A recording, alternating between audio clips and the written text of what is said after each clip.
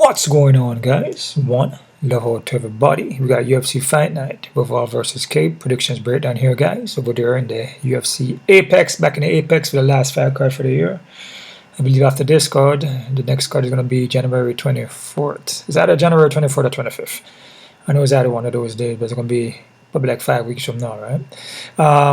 Before I get started, guys, hit the thumbs up button, subscribe to this channel. Try to get me at least, I don't know, because I'm kind of late with the video, so get me at least 10, you know. So but also subscribe to my Patreon. Also check out my PayPal account. You can donate, or the links will be down below.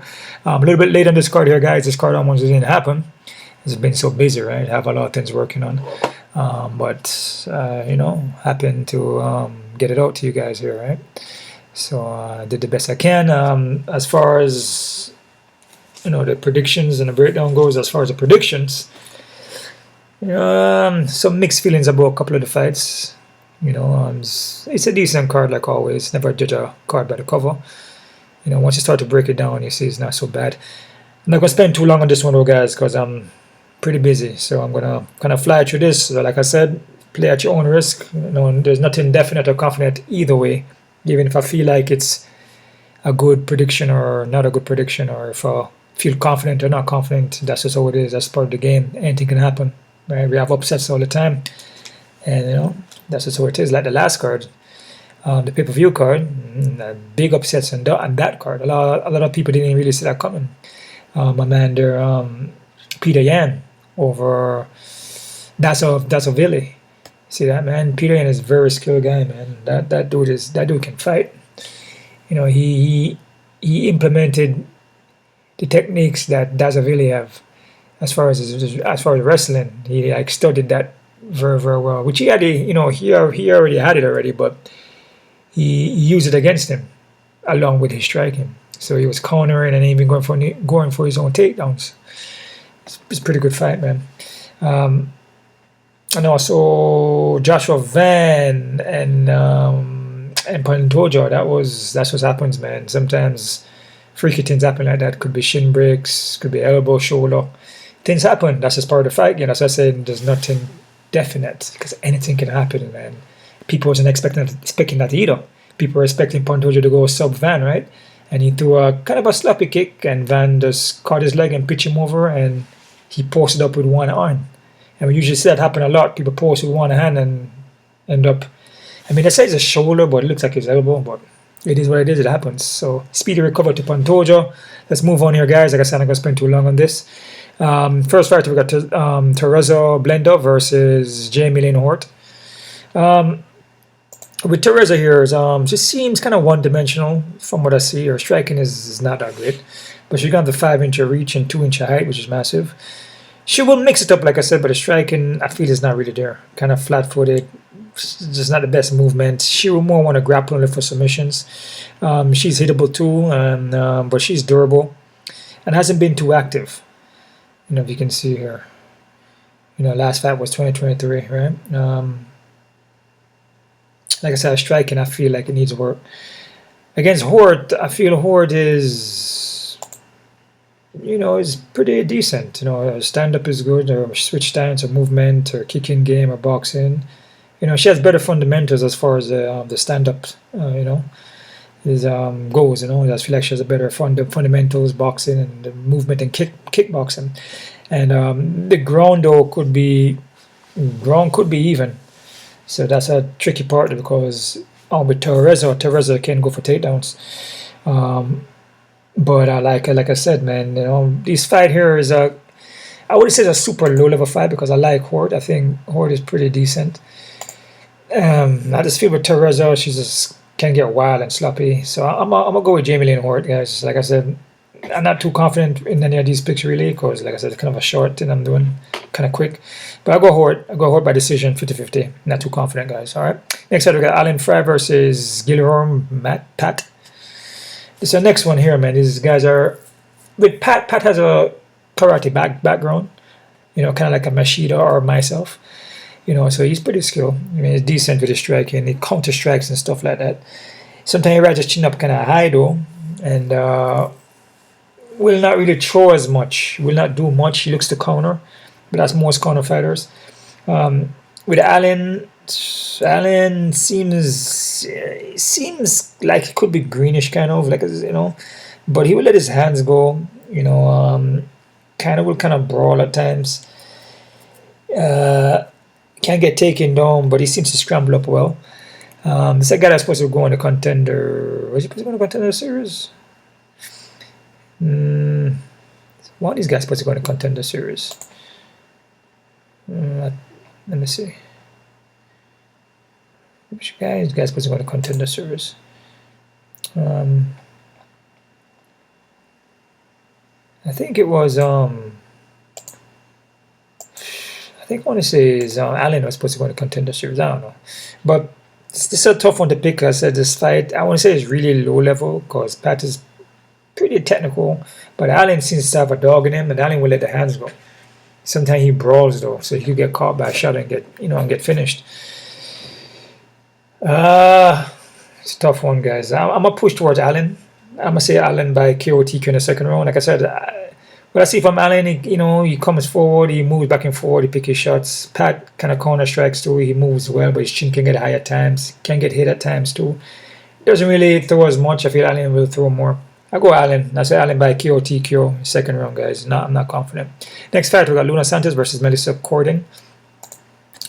Luna Santos moved up to 135 from 125. And the chick that she's fighting is pretty large. It's a big 135er, but Santos more, I believe she has a judo background, I could be wrong, but she more look for the ground. You know, striking is not that powerful, don't really pack that much power, kind of just touch and go. But she would mix it up to get the takedowns. Like I said, she moved up to 135, but I think she's kind of small for that 135, you know, compared to this other woman, you know, a woman like Melissa, Melissa is massive. Like, she's huge, bro. She's a big girl, you know. But I mean, because you're big, that doesn't mean that, you know, you're gonna win. You know, I don't look at it. I look at more technique. And Santos is skill, but you know, I feel Melissa is also a skill. You know, and Melissa will mix it up. And the thing about Melissa is that she pack power. Again, Santos could get takedowns, but Melissa takedown defense is not too bad from what I see. You know, they both fought Liz Bauer and both finished Liz Bauer. Santos finished Liz Bauer by submission, and Croden finished her by knockout. So both of them goes towards the strength. So Santos' strength gonna be her submission, and what's her name? Melissa's strength gonna be the knockout. But I don't know, bro. This is a tough one. I'm gonna go. Oh man, I'm gonna go Melissa KO TQ in the second round, guys. But I'm not confident in this one. Again, with women fights, you know, you cannot be too confident either, because like I said, it will go one way and then it goes the next way. You just never know. You pick one side and then the other side wins. Similar to the guys, but women fight, it can go that way too. So you can't be too confident. And again, this fight, it's not a super low level, but you know, these women are trying to work their way up. So it's not like a top fight for women, right? So I got Melissa. So Melissa by KO TQ in the second round. So either one can drop the ball. That's what I'm trying to say. It's not like either one of them can't drop the ball. You know, either one can win here. It's not like Shevchenko or Amanda Nunes. You know what I mean? So, or Silva. Which Silva fought Taira, right? I think so. Yeah, Silva fought Natalia Silva.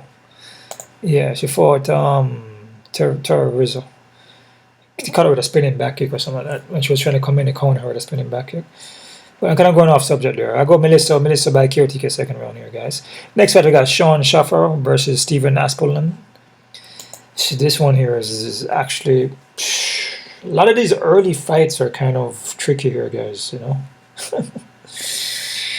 Oh man, I kind of like a heads and tail kind of vibe here, you know. Sean will mix it up. Look for wrestling. Actually, his boxing is not bad. His hands are actually not bad, man. But he gasses, so maybe he may work on it in this fight and be better, you know, have better conditioning. But you can see he's never been out the first. Been in the second and is amateur. But his hands are not. His hands are better than Steven's hands actually. And he will look for takedowns and everything like that. I just feel like he could be more well-rounded and more skilled fighter here, man. But again, he gasses. Steven is coming off the Contender Series. Yeah, man. What I see from Steven, I mean, he's a wild dude. You know, we come out there fighting. You know, kind of throw the hands, chin is high up, brawl, hittable, kind of slap you on the feet, can get taken down. You know what I'm saying? But he packed power. Like again, this fight is like it's kind of like a low-level fight, man. So either one of these guys can win. They just take one punch. They're both big dudes too. You know what I mean? So either one of these guys can win. You know, face not meant to get hit. At least with Sean fought Tougher, and Tougher is not a bad kickboxer as far as kickboxer world go, and he almost put him out in the first, I believe. You know, and then again he's a fighter that in Steven, not Steven, but in Sean, that's a first round fighter. You know, goes in there and finish a fight real quick. So if he's unable to do that, he gasses out. So once the fight hits second round, Tougher hang in there and then get a finish. But he looked good against Tougher actually. You know, so I'm gonna go with Sean, man. You know, I'm not gonna draw this out too much. I would say Sean by KOTQ in the first round, guys. Zero confidence, heads or tail. Next fight here, guys. We got Neil Magny versus Yaroslav Amosov. Amosov is a pretty decent fighter, man. If you guys remember, like the Bellator, he used to be over there, and other organization too. I mean, he's pretty decent, pretty well-rounded, pretty skilled. Beat Curtis Millender. Lost to Jason Jackson. You know, which Jason Jackson was in the UFC at one time. I believe he was on the Ultimate Fighter show, but I think he messed up his leg or something in that fight when he was in the UFC. He was in the Contender Series. Oh yeah, he had an ankle injury in the Contender Series, right? I think he broke his ankle or something like that, or dislocated it or something. And he also was an Ultimate Fighter, and he lost to Mike Graves. Wow, so he had a couple of runs. Wow, so Mike Graves is 10-1. I remember Mike Graves 11-1 now actually. Yeah, so Jason Jackson actually beat him. His only loss he has on his record. Can Neil Magny beat him? Man, with Neil Magny, man, is like hit or miss, man. You know, against the prospects, Neil Magny usually beat them. But Amosov is like, I wouldn't say he's like a prospect. I mean, the guy's skill, he's like past prospect. I mean, the guy could be like up there. You know, he's like he has a lot of wins. You know, the guy's been there, man. Been fighting for a long time. Just that he was in the Bellator. So, Magny could win. You know, Magny more would want to grapple, but grappling is Amosov really his strong point. You know, so he's good on the ground. So Neil Magny will look to strike, but Amosov can take the fight to the ground. Neil could put up a submission on him also, but I'm gonna go with Amosov. I'm gonna say Amosov by submission in the first round. But again, you can't sleep on Neil Magny because Neil Magny will come back and pull off a win, man. He find a way to win. And against Jason Jackson and Amosov actually gassed out in that fight. Against Neil Magny, he doesn't want to gas out because Neil Magny will keep going. He has a gas tank. So if Amosov doesn't finish Magny, could be problems. But I've seen Amosov fight a couple of times and he's skilled, man. I suppose he can beat Magny, but you never know. But I say Amosov, submission first round. Also fight at the ATT.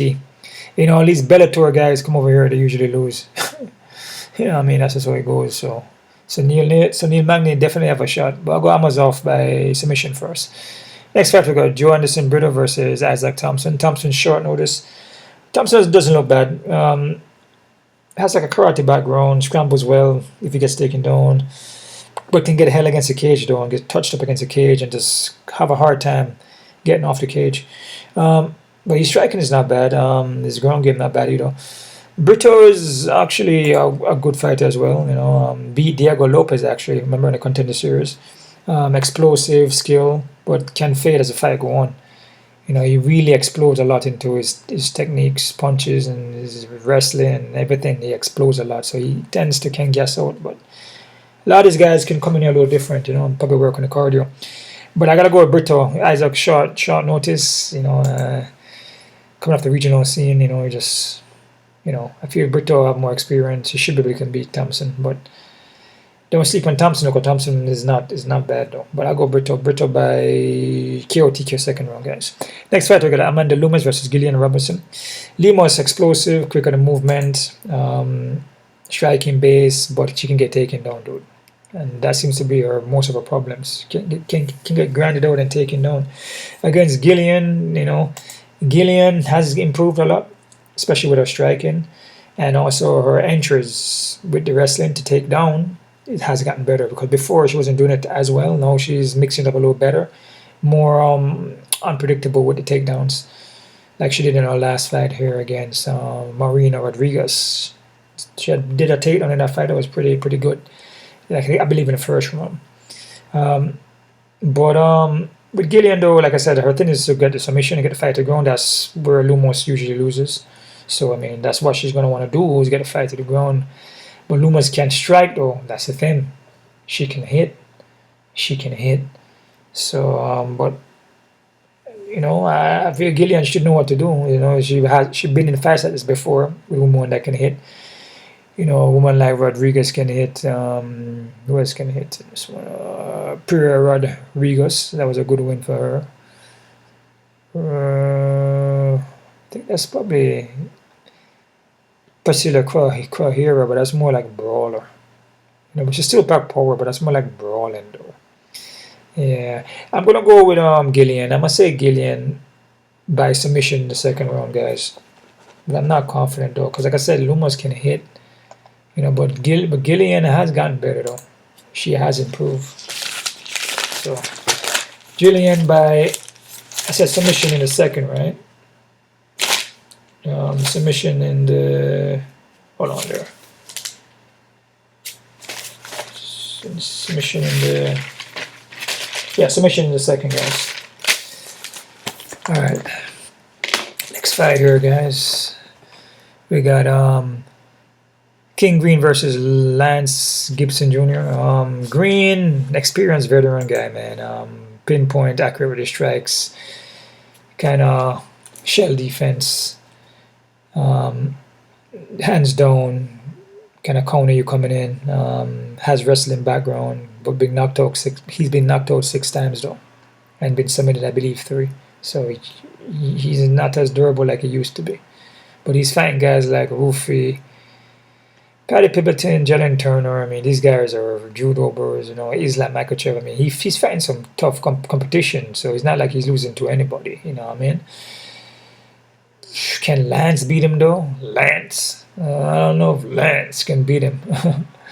Lance going for better too. I see a couple of Lance fights. It's not bad, But as far as the striking goes, I believe Green is a better striker here, man.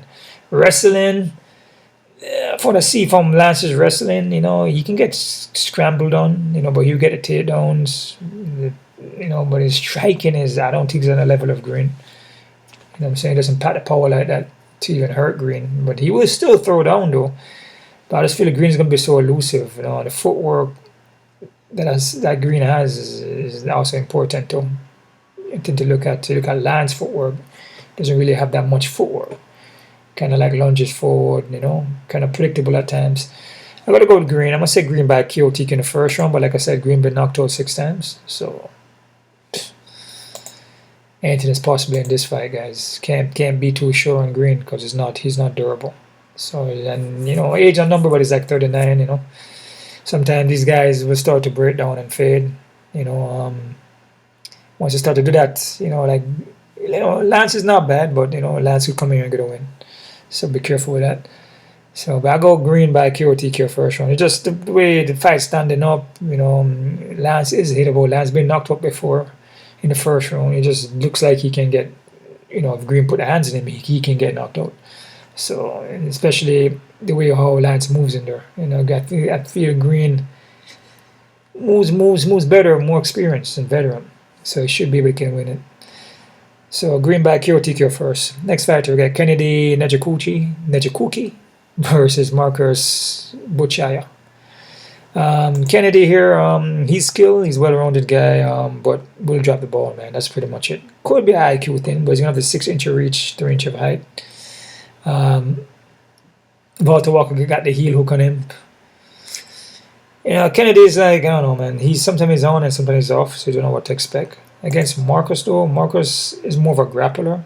He's a champion in grappling, like a world champion. But his MMA game, it still needs improvement for what I see, man. You know, it doesn't blend well. You know what I'm saying? The striking need work still. The jiu-jitsu look like it's there, but it doesn't set up the wrestling. The striking don't set up with the wrestling for him to get the fight to the ground properly. Sometimes it's predictable. You know, it's like he would do one thing, like punch, then stop, then you go for takedown. It doesn't flow, right? So that's the only thing I see is just still need work. But he will hang in there and throw down though. You know what I mean? And he can also gas out too, but he will still hold it down. Kennedy, man, I don't know. You know, Kennedy can win this fight, but it's difficult to pick Marcos. I just feel Marcos needs more work. His Brazilian Jiu-Jitsu is great, but MMA though is different. It doesn't flow well in there. But I mean, we'll see what happens. I mean, I could be wrong, but I got Kennedy. I said Kennedy by KO TQ in the first round, guys. I'm not confident at all because, like I said, Kennedy could drop the ball. Next fight, we got Morgan Chariot versus Melquizael Costa. Morgan is a pretty good fighter here too, man. Very athletic, elusive, but also could drop the ball too. Can get flat-footed in there, has more of a Thai kind of style. Plant his feet, throws, and when he throws heavy, especially elbows too. So he will knock you out once he plants. Costa utilizes more movement and footwork though. That's the thing about this fight. And he has improved a lot. Very, very, very skilled. You know, from what I've been seeing, he's improving. So, let me see here. He can take this fight anywhere. You know, he's pretty much well-rounded. Submission, will sub you, will outstrike you, moves well in there. I just feel that Morgan is kind of too flat. You know, he's kind of too flat for Costa. Costa's going to move around and touch him up. You know, so I got to go with Costa. I said Costa by decision. Yeah. Next fight here, guys. We got Almeida versus Cesaro. That's what I think. That's what his name is. Cesar Almeida versus Cesari.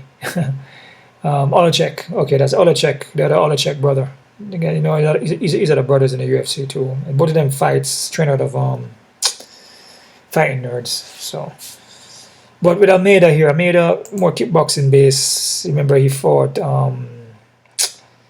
Alex Pereira way back in kickboxing days. Also was in Glorious. This guy's a seasoned striker, dude. He will put your lights out. Ground game, still working on it. You know, he can still get taken down at times, but he looks like he's getting better. Yeah, this guy is solid striking, man. With Cesari, from what I see from him, Fighting Nerds, you know, he come to fight too. He will mix it up. His ground is it's not his strong point, but he will take you down though, but it's not his strong point. The striking is, so you're gonna more want to strike. Striking is kind of like the Fighting Nerds, to pick you apart, kind of counter strike you more. Technical, mixed up, but mix up the kicks with the punches with the kicks. You know, he could be a little more well-rounded, man, but if he can't put out Almeida, if he can't take Almeida out and finish him, he's going to be in problems. Because from what I see from Cesari, he actually slows down as the fight goes on, man. And I feel with Almeida hits hard, dude. I feel Almeida is a more heavier striker. I feel Almeida is also the more technical striker here, man.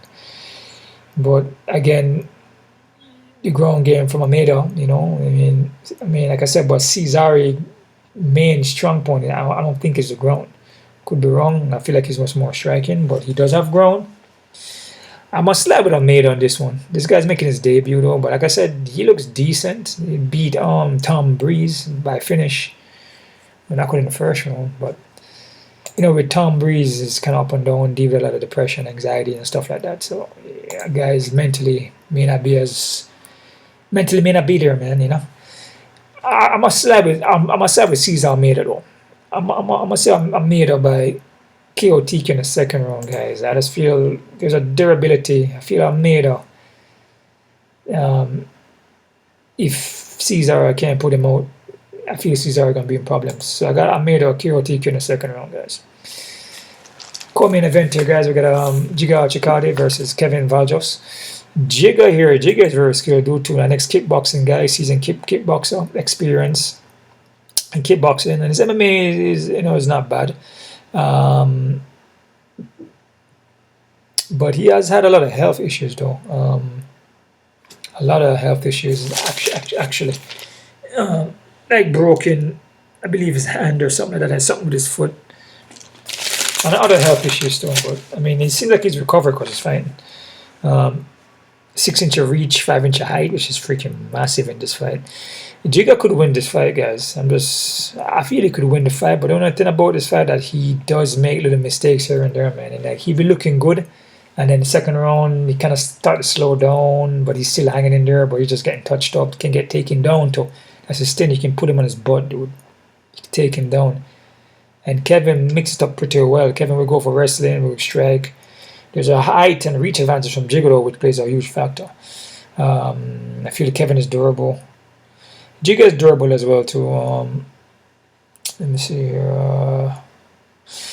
With Kevin would slightly slow down too in that third round, mostly in the third. But I mean, he was hanging there. You know, he lost to Gene Silva.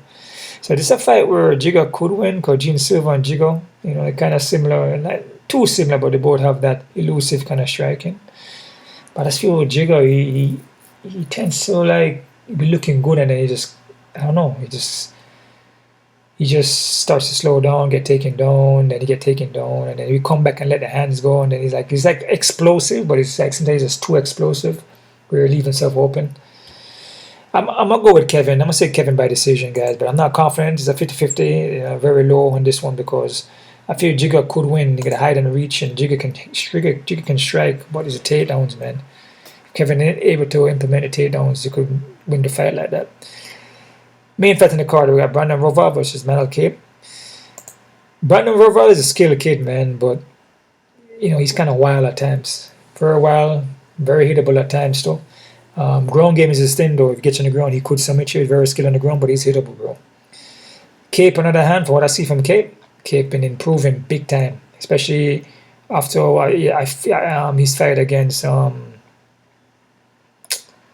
his fight against that new dude in the UFC there that's been in there before. Damn, what am I talking about, yo? Come on, man. Is this? I'm looking at the wrong person here, guys. Manel Kape, I say he has improved, but especially from his fight with not Alex Pantoja. He did fight Pantoja though. That's right. He lost to him. Against Haraguchi, and when he fought Haraguchi, he's definitely not the same, especially with the striking. The striking that he did with Haraguchi was more sloppy, and he just didn't look too good. You know, he was more looking like to take the fight to the ground more. You know, more grappling, more wrestling, more Brazilian Jiu-Jitsu. But after Haraguchi fights, you know, other fights past that one, he started to get better with his hands, and his time and his movement got way better. You know, and after even the Pantoja and the Nikolai fight, which I felt he won that, you know, he pretty much improved big time, bro. Like he improved. And I guess the Muhammad fight, that was like a strange fight. I felt he won that fight too. But yeah, I'm gonna go. I like Kape for this one. I like take elusive moves well in there, boxing counters, everything that he can do. You know, I feel that Royval is open to it, to get caught, especially with punches and strikes. So I'm gonna go. I'm gonna say Kape by actually KO TKO, guys, in the third round. All right, so that's it right there, guys. We're looking at the odds we're working with here, man. Oh, I have it right here. Okay, hold on. It's critical the odds here, guys. So we're working with. I'm just flying through this real quick here, guys. Like I said, I'm putting this out pretty late, I guess. But yeah. Unconfirmed. December 31st. I mean, what? What is this? Brandon Maroon. Oh, what the hell am I looking at, guys? December 31st? unconfirmed fights. I don't know what that is. All right, so what are we looking at?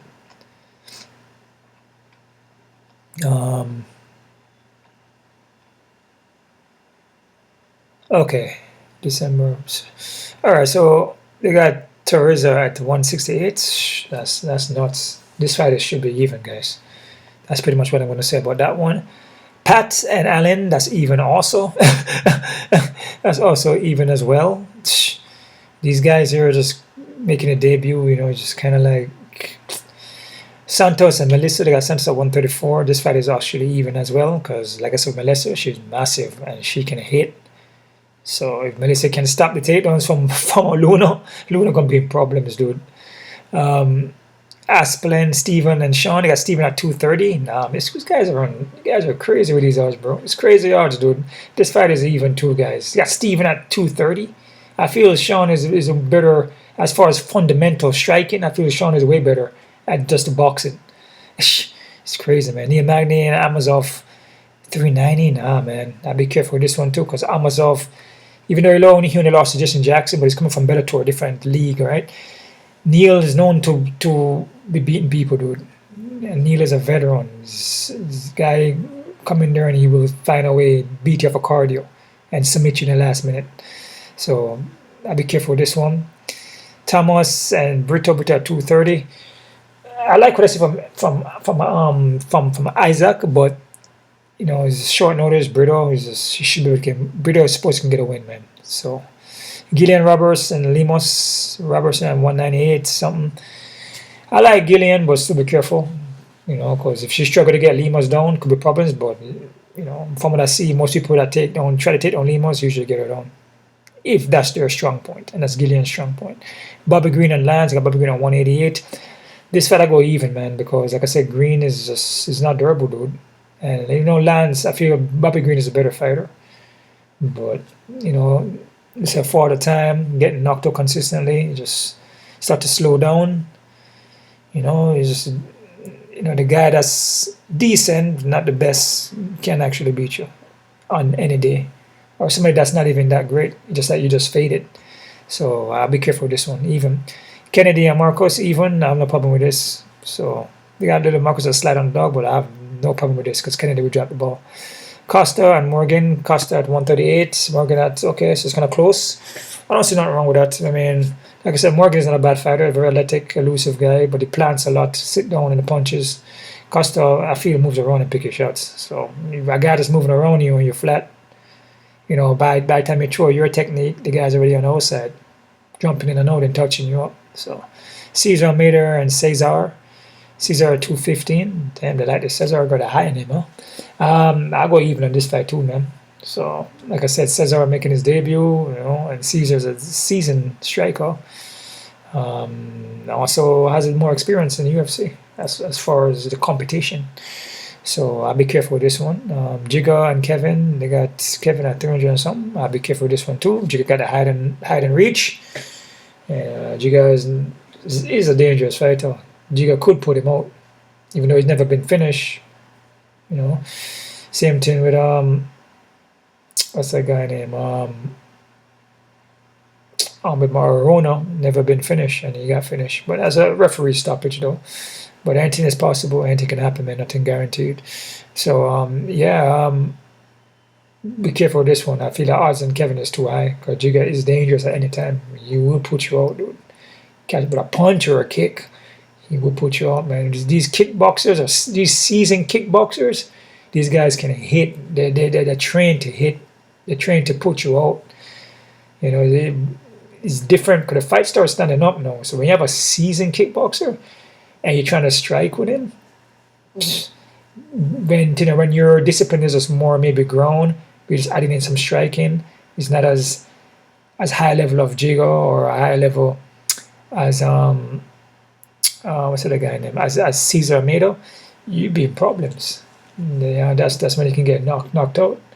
So you know you gotta mix it up with these guys, like pressure them, put them against a cage, kind of take some of the steam off and go for takedowns on them, and just keep working that game plan. But to go toe to toe with them, it's you're just asking for it.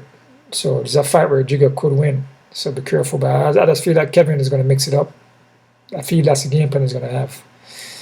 Brandon Rivera on Kape. Kape at 290, 300. Yeah, I like Kape for this. From what I see from Kape, he's just consistently improving. Brandon Royval, it does the same thing. You know, he doesn't improve, he just does the same thing. Manel Kape improved. With just his striking, the movement, just his IQ, everything. What he's doing in there, he's gotten better. His takedown defense, he got better. After that Muhammad fight, he got way better. So that's it right there, guys. I'm not gonna spend too long on this, guys. I'm gonna post this right now. That's about it, guys. One love out to everybody. You guys enjoy your day or your night.